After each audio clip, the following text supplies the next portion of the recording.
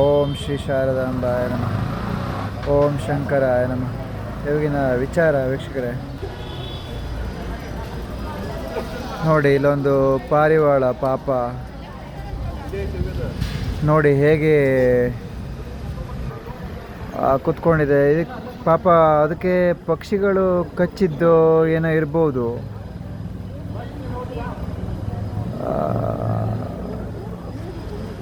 ತುಂಬ ಕಷ್ಟದಲ್ಲಿದೆ.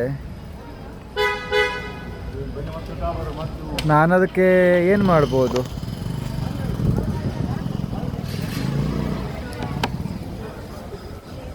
ಮುಟ್ಟಕ್ಕೆ ಸಿಗುತ್ತಾ ಅಂತ ನೋಡೋಣ ವೀಕ್ಷಕರೇ.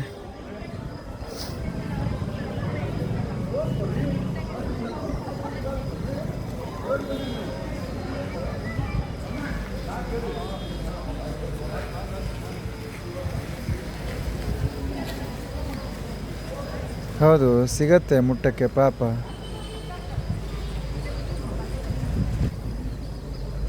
ಕಷ್ಟದಲ್ಲಿದೆ. ಯಾವುದೋ ದೊಡ್ಡ ಗಿಡುಗ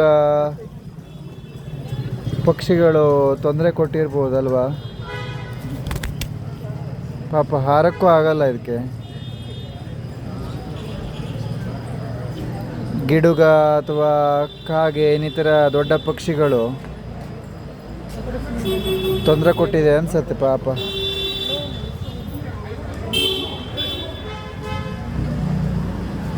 ನಾನು ಇದಕ್ಕೆ ಸ್ವಲ್ಪ ದೂರ ತಗೊಂಡೋಗಿ ಬಿಡಬೇಕೀಗ.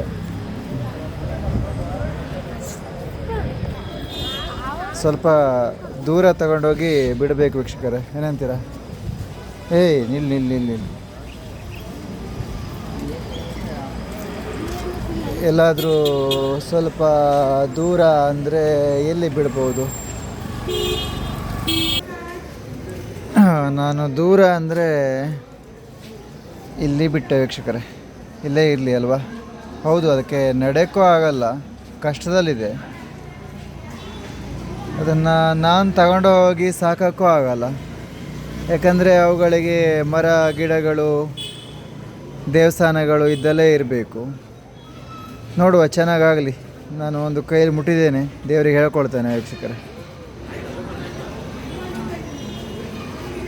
ಹೌದು, ಸ್ವಲ್ಪ ಚೆನ್ನಾಗಾಗಿದೆ. ಈಗ ನಡೆದೋಗುತ್ತೆ ನೋಡಿ. ದೇವರ ಆಶೀರ್ವಾದ ಸಿಗಲಿ ಅವಾಗೆ. ಅದಕ್ಕೆ ಆದಷ್ಟು ಬೇಗ ಪಾರಿವಾಳ ಚೆನ್ನಾಗಾಗಲಿ. ಗಿಡದ ಮಧ್ಯದಲ್ಲಿ ಬಿಟ್ಟಿದ್ದೇನೆ ವೀಕ್ಷಕರೇ. ಜನರ ಮಧ್ಯೆ ಇದ್ದು ಕಂಗಾಲಾಗಿತ್ತು. ಯಾರಾದರೂ ಮುಟ್ಟಿ ಅದನ್ನು ಏನಾದರೂ ಮಾಡ್ತಾಯಿದ್ರೆ ಏನೋ.